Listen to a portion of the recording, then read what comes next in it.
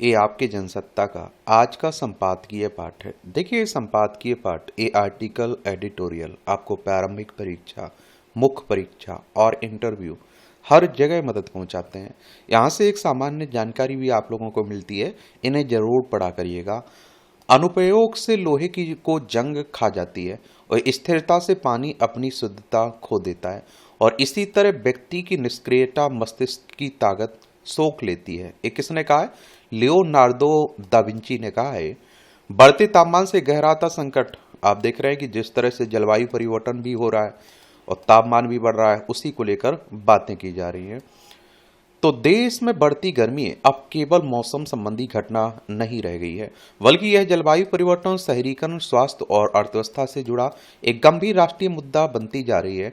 भारतीय मौसम विभाग ने वर्ष 2026 में गर्म मौसम की चेतावनी दी और उसने कहा कि मार्च से मई के बीच देश के कई हिस्सों में सामान्य से अधिक तापमान रहेगा। अधिक तापमान वाले दिनों की संख्या बढ़ सकती है। यह चेतावनी इसलिए भी महत्वपूर्ण है क्योंकि भारत पहले से ही दुनिया के उन देशों में शामिल है जहां अत्यधिक तापमान और गर्मी का प्रभाव बड़ी आबादी पर पड़ता है।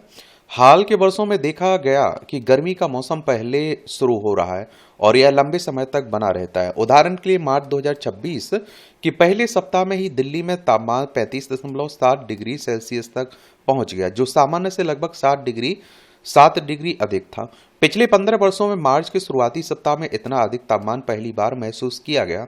यह केवल एक शहर तक सीमित नहीं था, बल्कि देश के कई हिस्सों में इसी तरह की स्थिति देखी गई है। और वैज्ञानिकों का मानना है कि यह मौसमी उतार चढ़ाव का परिणाम नहीं, बल्कि जलवायु संकट का संकेत है। पिछले कई दशकों के आंकड़े बताते हैं कि भारत का औसत तापमान लगातार बढ़ रहा है। यह वृद्धि लगभग 0.15 डिग्री सेल्सियस प्रति दशक की दर से दर्ज की गई है। जब तापमान में ऐसी निरंतर वृद्धि होती है तो इसका सीधा प्रभाव तापमान की आवृत्ति और तीव्रता पर पड़ता है। विशेषज्ञों का कहना है कि आने वाले वर्षों में भारत में गर्मी और लू की लहरें अधिक लंबी और खतरनाक हो सकती है। भारतीय मौसम विभाग की चेतावनी केवल मौसम का अनुमान नहीं है, बल्कि यह समाज और सरकार के लिए एक चेतावनी है कि जलवायु संकट की चुनौती अब स्पष्ट रूप से हमारे सामने है। पिछले कुछ वर्षों में तापमान की आवृत्ति और तीव्रता दोनों ही बढ़ी। महाराष्ट्र, गुजरात, राजस्थान, मध्य प्रदेश, उत्तर प्रदेश, तेलंगाना जैसे राज्यों में अक्सर तापमान 40 डिग्री सेल्सियस के पार चला जाता है, और इस साल मार्च के दौरान मुंबई में तापमान 38.9 डिग्री सेल्सियस तक पहुंच गया, जो सामान्य से लगभग 6 डिग्री अधिक था, और इस कारण मौसम विभाग को चेतावनी जारी करनी पड़ी। इसी प्रकार पुणे में भी तापमान 38.5 डिग्री तक पहुंच गया और कई जिलों में तापमान 40 डिग्री से ऊपर दर्ज किया गया। यह स्पष्ट संकेत है कि गर्मी की शुरुआत पहले हो रही है और इसका विस्तार अधिक व्यापक हो रहा है। और यह केवल तापमान की वृद्धि नहीं है, बल्कि यह मानव जीवन, कृषि, जल संसाधन, ऊर्जा प्रणाली पर व्यापक प्रभाव डालती है। अत्यधिक गर्मी के कारण खेतों में नमी कम हो जाती है और फसलें प्रभावित होती हैं। जल स्रोत सूखने लगते हैं। इसके अलावा बिजली की मांग बढ़ जाती है। जो तापमान बढ़ रहा है ना, उसके जो आप देखिए दुष्प्रभाव देखने को मिल रहा है। वैज्ञानिकों के अनुसार पृथ्वी का औसत तापमान औद्योगिक क्रांति के बाद से लगातार बढ़ रहा है। इसका मुख्य कारण जीवाश्म ईंधनों का अत्यधिक उपयोग, औद्योगिक प्रदूषण और वनों की कटाई है। और जब आप देखेंगे वातावरण में कार्बन डाइऑक्साइड और अन्य ग्रीन हाउस गैसों की मात्रा बढ़ती है तो पृथ्वी की सतह पर अधिक गर्मी बनी रहती है, और जिससे वैश्विक तापमान बढ़ता है। भारत जैसे उष्णकटिबंधीय देशों में इसका प्रभाव और अधिक तीव्र रूप में दिखाई देता है। शोध बताते हैं कि जलवायु संकट के कारण अत्यधिक तापमान वाली घटनाओं की संख्या और अवधि दोनों बढ़ रही है, और इससे मानव स्वास्थ्य पर भी गंभीर प्रभाव पड़ रहा है। और वैज्ञानिक आप देखेंगे क्या, वैज्ञानिक अध्ययनों में यह भी बता पाया गया कि जब तापमान बहुत अधिक हो जाता है तो शरीर की तापमान नियंत्रित करने की क्षमता प्रभावित होती है, और जिससे निर्जलीकरण, लू लगने और अन्य स्वास्थ्य समस्याएं बढ़ जाती हैं। भारत में तेजी से बढ़ता शहरीकरण भी अत्यधिक तापमान की समस्या को गंभीर बना रहा है। शहरों में विकास कार्यों के दौरान बड़ी मात्रा में कंक्रीट, डामर और धातु जैसी सामग्री का उपयोग होता है, जो सूर्य की गर्मी को अधिक अवशोषित करती है और लंबे समय तक उसे रोक कर रखती है। इस कारण शहरों में तापमान आसपास के ग्रामीण क्षेत्रों की तुलना में अधिक हो जाता है, और जब शहरों में पेड़ों और हरित क्षेत्र की संख्या कम होती है तो यह प्रभाव और भी बढ़ जाता है। कई बड़े शहरों में ऊंची इमारतों के कारण हवा का प्रवाह कम हो जाता है, और जिससे गर्मी अधिक महसूस होती है। जब शहरों में हरित क्षेत्र कम होते हैं तो प्राकृतिक शीतलन प्रक्रिया कमजोर हो जाती है और वातावरण में बनी गर्मी रात में भी पूरी तरह कम नहीं हो पाती है। इसलिए शहरी नियोजन में हरित क्षेत्र का संरक्षण और विस्तार अत्यधिक आवश्यक है। और जो भी शहर बसाए जा रहे हैं, आप देख रहे हैं कि जंगलों को साफ ही करते जा रहे हैं, ये भी आपको देखना होगा, देख रहे होंगे। अत्यधिक तापमान का सबसे गंभीर प्रभाव स्वास्थ्य पर पड़ता है। शरीर में पानी की कमी हो जाती है, रक्तचाप या हृदय गति पर भी प्रभाव पड़ता है, लू लगने जैसी स्थिति बढ़ जाती है और कई बार जानलेवा साबित होती है। बुजुर्ग, बच्चे, गर्भवती महिलाएं और पहले से बीमार लोग विशेष रूप से अधिक जोखिम में होते हैं। भारत में बड़ी संख्या में लोग खुले वातावरण में काम करते हैं, जैसे किसान, निर्माण श्रमिक और फुटकर विक्रेता। उन्हें अत्यधिक गर्मी का सीधा सामना करना पड़ता है। स्वास्थ्य विशेषज्ञों का कहना है कि यदि समय रहते सावधानी ना बरती जाए तो अत्यधिक तापमान और लू सार्वजनिक स्वास्थ्य संकट पैदा कर सकते हैं। इसलिए सरकार और समाज दोनों को मिलकर इसके प्रभावों को कम करने के लिए उपाय अपनाने होंगे। साथ ही सार्वजनिक स्थानों पर पेयजल की व्यवस्था और स्वास्थ्य सेवाओं की उपलब्धता भी सुनिश्चित करनी होगी। गर्मी का प्रभाव केवल स्वास्थ्य तक सीमित नहीं है, बल्कि यह कृषि और खाद्य सुरक्षा को भी प्रभावित करता है। जब तापमान बहुत अधिक हो जाता है और वर्षा नहीं होती तो मिट्टी की नमी कम हो जाती है और फसलें प्रभावित होती हैं। गेहूं, चावल, दालों जैसी प्रमुख फसलें तापमान के प्रति संवेदनशील होती हैं। यदि फसलों के विकास के समय समय तापमान अत्यधिक बढ़ जाए तो पैदावार कम हो सकती है। भारत जैसे देश में जहां बड़ी आबादी कृषि पर निर्भर है, वहां यह समस्या और गंभीर हो सकती है। इसके अलावा पशुधन पर भी इसका प्रभाव पड़ता है। दूसरी ओर आप देखें, जल संसाधनों पर भी इसका दबाव पड़ता है और क्योंकि गर्मी के कारण पानी की मांग बढ़ जाती है। कई क्षेत्रों में भूजल स्तर पहले से ही गिर रहा है। इसलिए सरकार, वैज्ञानिक समुदाय और समाज मिलकर जलवायु अनुकूल विकास की दिशा में काम करें और हरित ऊर्जा का उपयोग, वनों का संरक्षण, जल संसाधनों का सतत प्रबंधन और शहरी क्षेत्रों में हरित स्थानों को बढ़ावा इस दिशा में महत्वपूर्ण कदम हो सकते हैं। लोगों को भी अपनी जीवन शैली में परिवर्तन लाना होगा, साथ ही उन्हें ऊर्जा की भी बचत करनी होगी। पर्यावरण संरक्षण के प्रति जागरूक रहना होगा। यदि हम सामूहिक प्रयास करें तो बढ़ती गर्मी की चुनौती का सामना किया जा सकता है। भविष्य की पीढ़ियों के लिए संतुलित पर्यावरण सुनिश्चित किया जा सकता है। बाकी आप लोग क्या सोचते हैं, बताइए अपनी राय। इस सक्रियता का सिरा, ये हम अक्सर अपने कामों को टालने के आदी होते हैं। अनिवार्य और मजबूरी वाले दैनिक कार्य हमें करने ही पड़ते हैं, लेकिन इसके अलावा अपने शौक, अपने सपनों को लोग अक्सर स्थगित रखते हैं। स्थगन की यह प्रक्रिया इस तरह हो गई है कि स्वाभाविक लगने लग गई है। कार्यों को अक्सर हम समय न होने का सोचकर एक तरफ रखते हैं और कभी कभी वास्तव में उतना समय हमारे पास होता भी नहीं। यह हमेशा ईमानदार उत्तर नहीं होता है। अधिकतर कार्य समय नहीं होने के बजाय हमारे एक निश्चित और स्थिर जीवन शैली के अभ्यस्त होने की वजह से टाले जाते हैं। कामों को टालने से हम उनसे मुक्त नहीं हो पाते, वे हमारे मन मस्तिष्क पर बोझ बनकर स्थायी तनाव का रूप ले लेते हैं और इससे हमारी आदत खराब होती है। वह चिंता और बोरियत में भी इजाफा होता है। हुआ ना करने से धीरे धीरे एक अपराध बोध हम में जमने लगता है और आत्मविश्वास कम होने लगता है और इससे बहुत कम समय और मेहनत मांगने वाले कार्य भी समय निकलने के साथ असंभव लगने लगते हैं। किसी को कुछ लिखना है, कहीं जाना है, किसी से मिलना है, लंबे समय बाद फोन करना है, खाने में कुछ नया बनाना है, नई किताब पढ़नी है, व्यायाम करना शुरू करना है, जैसे बहुत सारे काम हमेशा स्थगित रहते हैं। जैसे बच्चे सोचते हैं कि वार्षिक परीक्षा के बाद मैं यह सब करूंगा, लेकिन वैसा हो पाता नहीं है। ठीक वैसे ही हम इन कामों के लिए छोटे छोटे पड़ाव चुन लेते हैं, सोचते हैं बस इसके बाद मैं अपने अनुसार जीऊंगी। अधिकतर लोग नौकरी को लेकर सोचते हैं, एक बार नौकरी मिल जाए उसके बाद सब ठीक हो जाएगा, मैं अपने सभी अधूरे काम निपटा सकूंगा। मगर ये परिस्थिति दूर से जैसी समस्याहीन दिखती है वैसी होती नहीं है। यह उस परिस्थिति में जाकर ही जाना जाता है। हम वर्तमान को हमेशा कठिन समय मानते हुए सोचते हैं भविष्य इससे आसान होगा। उस भविष्य के वर्तमान बनने पर सोचते हैं कि इससे तो पहले ही ठीक था।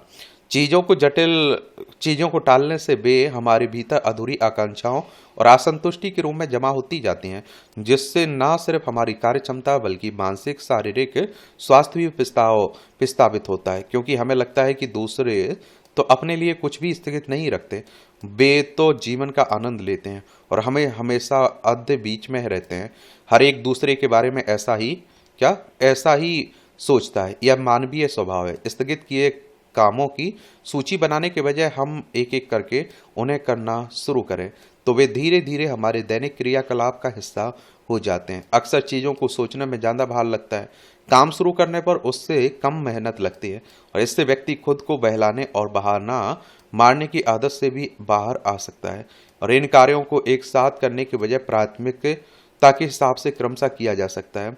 कहते हैं यात्राएं कितनी भी लंबी क्यों ना हो, वे एक कदम से ही शुरू होती हैं। शुरुआत में कितनी ही छोटी क्यों ना हो, मनुष्य को बड़ा आत्मविश्वास देती हैं। जब व्यक्ति अरसे से रुके हुए कामों को करता है तो केवल काम ही नहीं करता है बल्कि यह विश्वास भी हासिल करता है कि एक ढर्रा पकड़ चुकी जिंदगी को थोड़ी सी हलचल देकर खुद को जीवंत कर सकता है और उससे वह एक ऐसे माहौल से निकलने में सक्षम होता है जिससे उसकी चेतना को जड़ करने में अहम भूमिका निभाई है। जब व्यक्ति बहुत दिनों तक कुछ भी नया नहीं करता, किसी नए काम या दिलचस्पी के कार्य को करने की कोशिश नहीं करता, तब उसकी इंद्रियां धीरे धीरे शिथिल होने लगती हैं, उसका मन सुस्त होने लगता है और मस्तिष्क में नए विचार आने बंद हो जाते हैं। रचनात्मकता तभी जिंदा रहती है जब उन कार्यों के लिए व्यक्ति खुद के भीतर जगह बचाए रखे और जिसमें उसकी दिलचस्पी है। और आप देखिए इसी से मनुष्य ऊर्जावान, सुखी और सकारात्मक महसूस करता है और सीखने का ऐसा चक्र बनता है जिसमें क्रमशः सब चीज़ों में सुधार होता है। सवाल यह भी है कि ऐसे समय में जब बड़ी बड़ी उपलब्धियां व्यक्ति के जीवन को खुशी नहीं देती, उसे आनंद नहीं देती, तो इन छोटे कामों का कोई मतलब भी बनता है। यही समझने की बात है। बड़ी बड़ी उपलब्धियों के लिए बहुत मेहनत मनुष्य पर भारी दबाव पैदा करती है। मानव की प्रकृति है कि उसे अक्सर बेमतलब लगने वाली चीज़ें ही खुशी देती हैं, ऐसी चीज़ें जिनके बारे में उसे बहुत ज़्यादा उम्मीद नहीं होती और इनसे मनुष्य के भीतर एक झंझनाहट पैदा होती है जो उसे जिंदा रखती है और स्थगित करने की आदत से बाहर आकर हमें सोचे हुए करने की थोड़ी आदत डालनी चाहिए। इससे भले ही एक काम पूरे हों या ना हो और उनमें सफल हो पाए या ना, लेकिन हम उनसे बाहर जरूर आ जाते हैं, हमारे मस्तिष्क से वे निकल जाते हैं। मनुष्य एक नकारात्मक चक्र को तोड़ देता है और इससे समय का प्रबंधन हो जाता है और नए के लिए जगह भी बन जाती है। आने वाले समय के लिए अधूरे कामों और सपनों की पोटली हमें बांधकर नहीं रखनी चाहिए। ये आप देखिए छोटी छोटी टिप्पणियां रहती हैं, पढ़ना हो तो पढ़ सकते हैं, छोड़ना हो तो छोड़ सकते हैं। पढ़ लिया करिएगा, PDF मिल ही जाती है आप लोगों को। एजुकेशन सर्कल प्लेटफॉर्म है ना टेलीग्राम, वहाँ डाल दी जाती है। साझेदारी की कसौटी। भारत और अमेरिका के बीच पिछले महीने जिस अंतरिम व्यापार समझौते पर सहमति बनी थी उसे लेकर कई तरह की दुविधाएं थी। कुछ शर्तें पहले ही सवालों के घेरे में थी। अमेरिका की ओर से जिस ढांचे में शुल्क दरें तय करने की बात कही गई थी उसे भारत के लिहाज से घाटे का सौदा माना जा रहा था। इस तरह से तभी इस बात की आशंका बन रही थी कि भारत इस मसले पर अमेरिका से पुनर्विचार करने को कह सकता है, मगर कई बार वैश्विक समीकरण इस तरह काम करते हैं कि दोनों पक्षों को मौजूदा तकाजों के मुताबिक फैसला लेना होता है। शायद यही वजह है कि उस समय अमेरिका की ओर से शुल्क दर घटाकर 18% कर दिया गया था और भारत ने उस पर सहमति जताई थी। और आप देखते हैं कि मगर अब भारत की ओर से यह साफ कहा गया कि अमेरिका के साथ अंतरिम व्यापार समझौता तभी आगे बढ़ेगा या उस पर हस्ताक्षर होंगे जब नया वैश्विक शुल्क ढांचा तैयार हो जाएगा। गौरतलब है कि भारत और अमेरिका के बीच इस व्यापार समझौते पर इसी महीने हस्ताक्षर होने थे, लेकिन चूंकि अमेरिकी सुप्रीम कोर्ट के फैसले में पुरानी शुल्क दरों को अमान्य करार दिया गया, इसलिए अब वहां के राष्ट्रपति डोनाल्ड ट्रंप के प्रशासन को वैश्विक व्यापार के लिए नया ढांचा तैयार करने की जरूरत पड़ रही है। और इसमें कोई दो राय नहीं है कि किसी भी व्यापार समझौते में शामिल देश तभी सहमत होते हैं जब उन्हें विश्व बाजार में अन्य प्रतिस्पर्धी देशों के मुकाबले ज्यादा सुविधाएं या लाभ मिले। मगर पिछले महीने अमेरिका के साथ जिन परिस्थितियों में व्यापार समझौते पर बात आगे बढ़ी थी उसे भारत के लिहाज से अनुकूल नहीं कहा जा सकता है। खास तौर पर शुल्क दरें तय किए जाने की कसौटी चूंकि समान नहीं थी, इसलिए आने वाले वक्त में इस मसले पर संतुलन बनाने की मांग उठने की पूरी संभावना है। इसके अलावा खुद अमेरिका की सुप्रीम कोर्ट ने ट्रंप प्रशासन के शुल्क दरों के ढांचे को कटघरे में खड़ा कर दिया। हालांकि एक वस्तु स्थिति यह भी है कि भारत और अमेरिका के बीच व्यापार समझौते को लेकर भले ही वार्ता आगे बढ़ रही थी, लेकिन अब तक यह केवल समझौते के प्रारूप तक ही पहुंची थी। इसके लिए किसी कानूनी दस्तावेज पर हस्ताक्षर नहीं हुए थे। यानी कहा जा सकता है कि भारत के पास फिलहाल नई परिस्थितियों में अपने हित के मद्देनजर समझौते के प्रारूप में बदलाव करने की गुंजाइश बाकी है। दरअसल अंतरिम व्यापार समझौते के लिए बातचीत में अमेरिका की ओर से शुल्क दरों के अलावा भारत के सामने रूस से कच्चा तेल नहीं खरीदने को लेकर भी शर्त जोड़ने की कोशिश की गई। भारत के लिए एक असुविधाजनक स्थिति थी।